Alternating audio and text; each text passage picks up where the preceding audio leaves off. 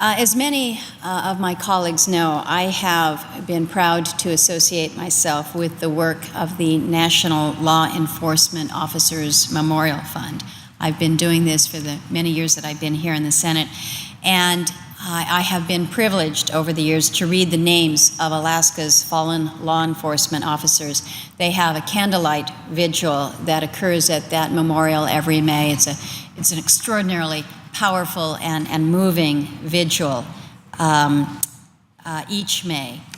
And as I have attended, I have been seated on an area where I look out across thousands of individuals, but directly in front of the stage are where they have the wives, the husbands, the parents, the children of those whose officer paid the ultimate sacrifice.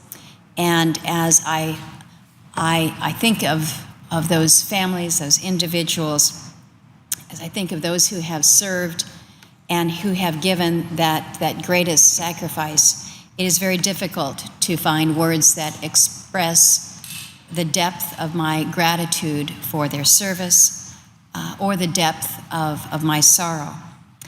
And it is a great honor to be asked and a duty to demonstrate my solidarity with the Thin Blue Line. And I go each year hoping that the next year I will not be invited back. Asked not to be invited back because then that would mean that Alaska did not lose a law enforcement officer in the previous year. But unfortunately, I will be invited back to the 2017 ceremony. Because the year 2016, this year, I'm sad to say, is a most difficult one for the law enforcement community in Alaska. This autumn has been particularly difficult. Since this body recessed at the end of September, 25 law enforcement officers have lost their lives in the line of duty, 15 to gunfire. Firearms-related law enforcement fatalities, however, are up 70% according to the Officer Down memorial page. But this year, we have to contend with a particular type of firearms-related fatality, the ambush shooting. 2016 will go down in the annals of law enforcement as the year of the ambush shooting. From Stanislaus County in California to Canonsburg, Pennsylvania, in New York City, in Des Moines, Iowa, from Peach County, Georgia to Palm Springs, California, it seems that no corner of the country is immune from this tragic trend. And unfortunately, Alaska is not immune from it either. Just this last Saturday, on November 12th, Anchorage police officer Arn Saleo was dispatched on a call involving an individual who failed to pay a taxi fare. And as he pulled up to the scene, an individual opened fire on his patrol car. Officer Saleo exited his car and began to return fire. But he was struck 4 times before the assailant was brought down by Officer Saleo and his backup. Turns out, we've just learned this within the past day, it turns out that the perpetrator's gun was linked through ballistics to 5 homicides in Anchorage during this year of 2016. Officer Saleo has undergone 2 surgeries and he is expected to survive. So on behalf of a grateful Senate, I will take this opportunity to recognize Anchorage Police Officer Arn Saleo for his bravery and his heroism and wish him Godspeed in his recovery. I'd also like to extend my appreciation to the men and women of the Anchorage Police Department under the able leadership of Chief Chris Tolley. Chief Tolley is very proud of his team, and justifiably so. From the officers on the scene to the dispatchers who calmly managed the situation to the investigators who pieced together the story.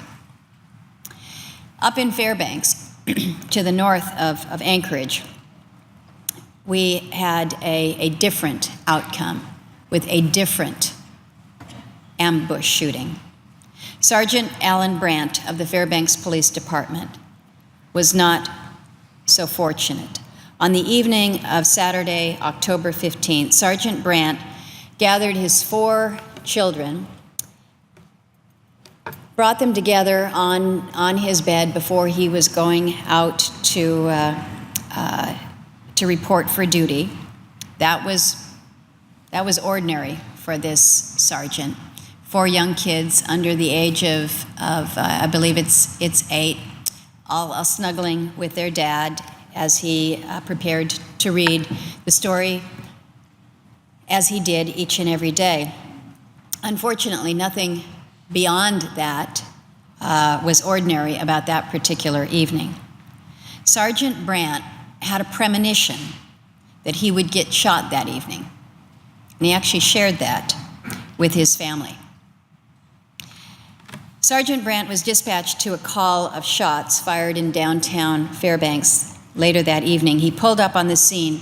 He was shot 6 times by an assailant who took his gun and his patrol car, leaving Sergeant Brant on the street to die. Hearing the gunfire, Brenda Riley rushed out of her home. It was late, it was cold. She was wearing a robe and slippers, and she held Sergeant Brant literally in her arms while help arrived. The sergeant was first taken to Fairbanks Memorial Hospital, then he was airlifted to Alaska Regional Hospital down in Anchorage, and I had an opportunity to visit with him just hours after the shooting there at the hospital in Anchorage, and had an opportunity to not only hear directly from Sergeant Brant about the circumstances behind the shooting, but to share his thoughts with his wife present, as well as his best friend. Sergeant Brant was supposed to survive. His most serious injury was shrapnel to the eye. He had been shot multiple times in the legs, took a shot directly to his chest. Unfortunately, the bulletproof vest saved him, but shrapnel came up into his eye. And at the time that I saw him, he had a patch, and he was quite concerned that he would lose his eyesight. And if he lost his eyesight, he was concerned that he wouldn't be able to continue to serve in the Fairbanks Police Department, a concern that he said was very, very troubling. The sergeant was released from the hospital. He returned home to Fairbanks to thank Mrs. Riley and to thank the Fairbanks community for their support. 8 days after he was released from the hospital, Sergeant Brant went to the Fairbanks City Council. He went to speak before the council. It was actually the same day that the new mayor was being sworn in, new council members were being sworn in.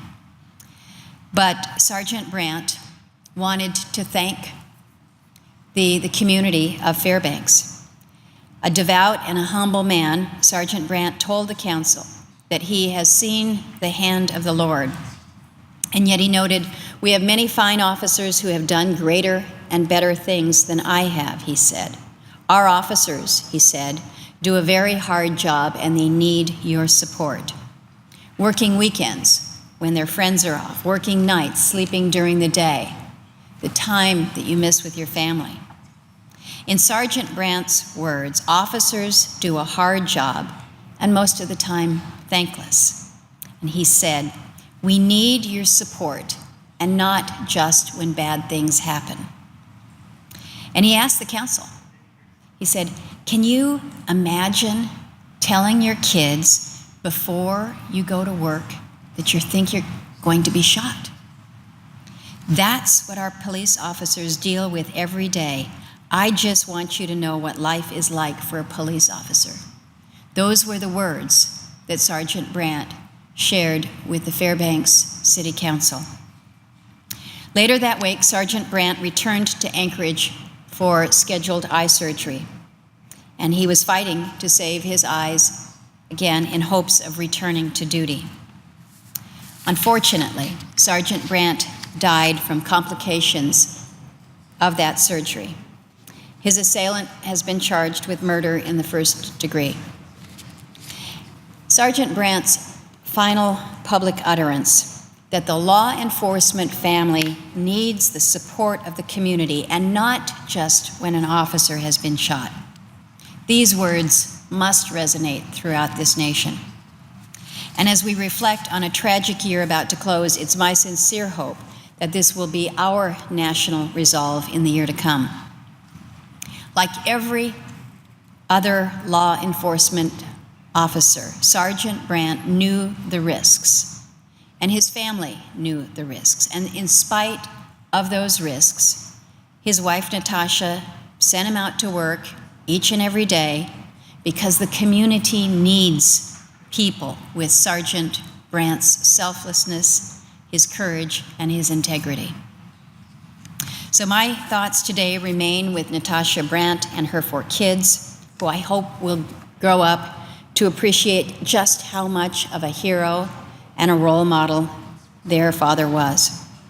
With Brenda Riley, who ran out of the house in a robe and slippers to come to the aid of an officer in distress. With Officer Phil McBroom of the North Pole Police Department. This was Alan's best friend, his friend who stood watch with him there at the hospital, who maintained vigil and then cared for Alan's children along with his own 4 kids. And with all the men and women in law enforcement. And once again, I join with my Senate colleagues in wishing Officer Saleo a speedy recovery.